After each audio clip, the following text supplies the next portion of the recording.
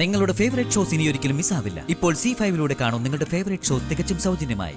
അച്ഛൻ അവനെ വീട്ടിൽ നിന്ന് പുറത്താക്കും, അല്ലെങ്കിൽ അവനെ കൊണ്ട് അച്ഛൻ ദിവ്യ വിവാഹം കഴിപ്പിക്കും. ദീപകിന് പിന്നെ എന്നെ വിവാഹം കഴിക്കാനാവില്ല. അങ്ങനെ സംഭവിച്ചു കഴിഞ്ഞ രാജു പിന്നെ ഞങ്ങളുടെ വിവാഹം ഫേക്കാണെന്ന് അച്ഛനെ പറഞ്ഞ് മനസ്സിലാക്കും. നിന്റെ കുഞ്ഞാണെന്ന് തെളിയിക്കാനുള്ള DNA റിപ്പോർട്ട് നാളെ അവന്റെ കയ്യിലെത്തും. ആ രാജുവിന്റെ. അവനെ നമുക്കിനി ഈ ഭൂമിയിൽ വെച്ച് വാഴിക്കണോടാ. വേണ്ടമ്മേ, വേണ്ട.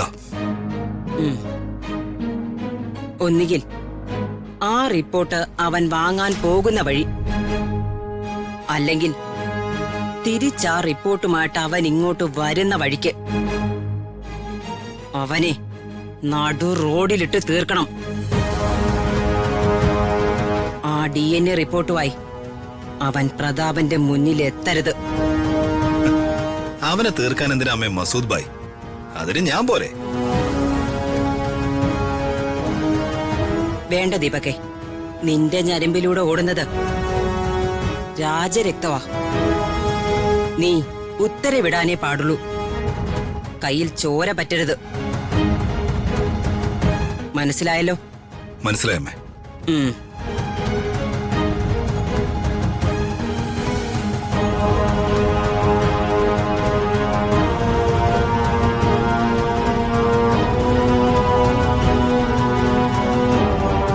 രാജു, ആ സർവന്റ് പെൺകുട്ടി ദിവ്യ പറഞ്ഞത് സത്യമാണ്. ദീപക് തന്നെയാണ് ദിവ്യയുടെ വയറ്റിൽ വളരുന്ന കുഞ്ഞിന്റെ അച്ഛൻ.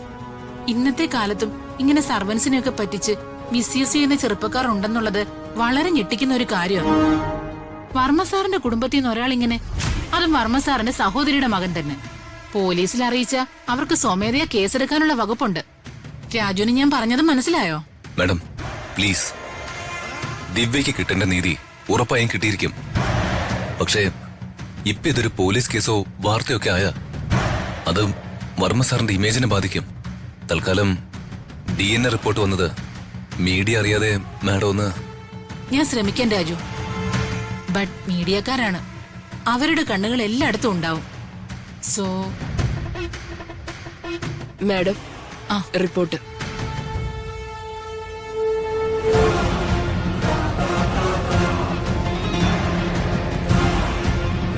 രാജു,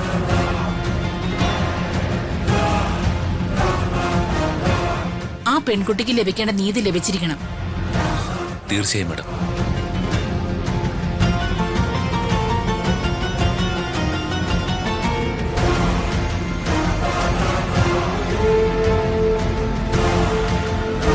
രാജു ആ DNA റിപ്പോർട്ട് വാങ്ങിച്ച് അച്ഛനെ കൊണ്ടുപോയി കാണിച്ച പിന്നെ എന്താ സംഭവിക്കുക? അച്ഛന് ദീപക് വെറും ഫ്രോഡാണ്, ക്യാരക്ടർ ഇല്ലാത്തവനാണെന്ന് മനസ്സിലാവും.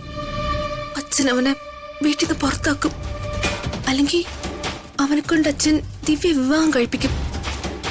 ദീപകിന് പിന്നെ എന്നെ വിവാഹം കഴിക്കാനാവില്ല. അങ്ങനെ സംഭവിച്ചു കഴിഞ്ഞ രാജു പിന്നെ ഞങ്ങളുടെ വിവാഹം ഫേക്കാണെന്ന് അച്ഛനെ പറഞ്ഞ് മനസ്സിലാക്കും. രാജുവിനെ എന്നേക്കുമായി എനിക്ക് നഷ്ടമാവും. എനിക്കിനി രാജുവിനെ പിരിയാൻ കഴിയോ? ചുറ്റും എന്തൊക്കെ പ്രശ്നങ്ങളാണെങ്കിലും നിന്റെ കൂടെയുള്ള ജീവിതം ഞാൻ ആസ്വദിക്കുന്നുണ്ട് രാജു.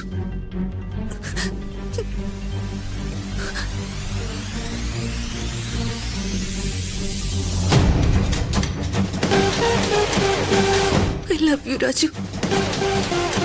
നിന്നെ പിരിയാൻ എനിക്കാവില്ല.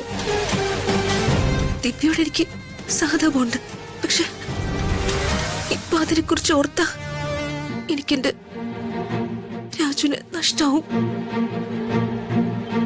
ഒരു പക്ഷെ ഇതെന്റെ സ്വാർത്ഥതയായിരിക്കും. ആയിക്കോട്ടെ, രാജുവിനെ പിരിയാൻ ഇനി ഈ ജന്മം ഹൃതികയ്ക്ക് കഴിയില്ലെന്ന് രാജുവിനോട് പറയണം. തൽക്കാലം ആ DNA റിപ്പോർട്ട് രാജു അച്ഛനെ കാണിക്കാതെ തടയണം.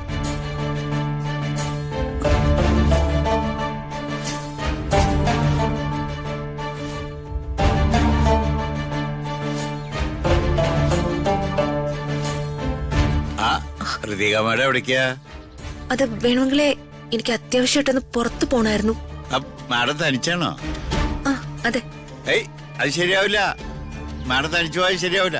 ഏയ് വേണ്ടെങ്കിലേ, അങ്കിൾ എന്തിനാ ബുദ്ധിമുട്ടുന്നെ? ഞാൻ വേഗം പോയിട്ടിങ്ങ് വരാം. എനിക്കെന്ത് ബുദ്ധിമുട്ടാ മാഡം, ഞാൻ വരാം കൂടെ. ഏയ് വേണ്ടെങ്കിലേ, ഇപ്പൊ തന്നെ സമയം വൈകി, ഞാൻ ഇറങ്ങുക.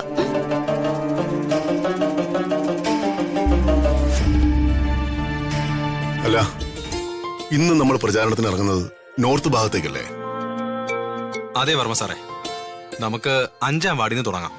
ആദ്യ ഔട്ടർ ഏരിയയിൽ നിന്ന് തുടങ്ങി അവസാനം ടൗണിലേക്ക് ഇറങ്ങുന്നതാവും നല്ലത്. കഴിഞ്ഞ 2 ഇലക്ഷനിലും നമ്മൾ ആ രീതിയെ ഫോളോ ചെയ്തിരുന്നത്.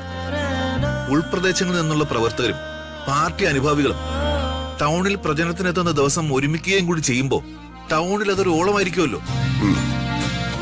പക്ഷെ ഒരു കാര്യം, നമ്മൾ ടൗണിലൂടെയും പബ്ലിക് റോഡിലൂടെയും ആശുപത്രി, ആരാധനാലയങ്ങൾ എന്നിവിടങ്ങളിലൂടെയൊക്കെ കടന്നു ചെല്ലുമ്പോൾ പൊതുജനങ്ങൾക്ക് ആർക്കും യാതൊരു ബുദ്ധിമുട്ടും നമ്മൾ ഉണ്ടാക്കാൻ പാടില്ല. അതെനിക്ക് നിങ്ങൾ ഉറപ്പു തരണം. അത് ഉറപ്പല്ലേ സാറേ? പ്രതാപ, ചായ എടുക്ക. അങ്ങോട്ട് കൊടുക്കുക.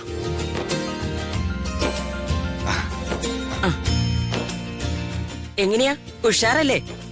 ഇലക്ഷൻ വർക്കിനൊന്നും ഒരു കുറവും വരില്ലല്ലോ. ഒരു കുറവും വരില്ല അംബിക മാഡം. ഇന്ന് ശരിക്കും ഞങ്ങൾ പ്രവർത്തകരെ ഇരട്ടി ആവേശത്തില. എന്താ കാര്യം? ഇന്ന് രാജു റീജോയിൻ ചെയ്യുന്ന ദിവസമല്ലേ? രാജു വീണ്ടും തിരിച്ചു വരുമെന്ന് കേട്ട് ആവേശത്തിലായിരിക്കുക നമ്മുടെ പിള്ളേരൊക്കെ.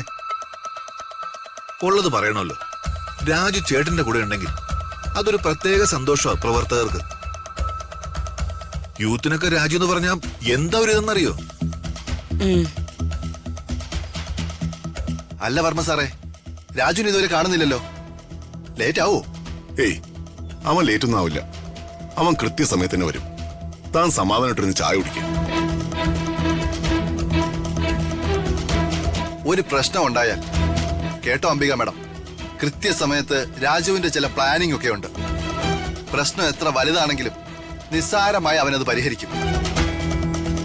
ശരിക്കും പറഞ്ഞ വർമ്മ സാറിന്റെ പിൻഗാമി രാജു ആയിരുന്നെങ്കിലോ എന്ന് ഞങ്ങൾ ഒരുപാട് ആഗ്രഹിച്ചിരുന്നു.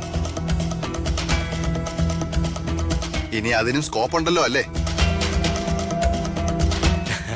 അതെ അതെ.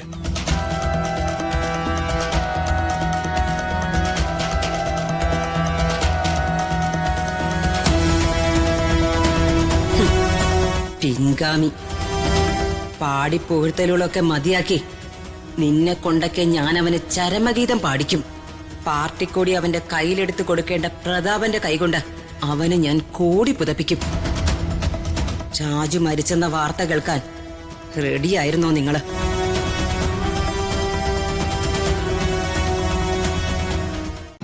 ഡൗൺലോഡ് ചെയ്യൂ C5 ആപ്പ്. കാണൂ എല്ലാ എപ്പിസോഡുകളും സൗജന്യമായി.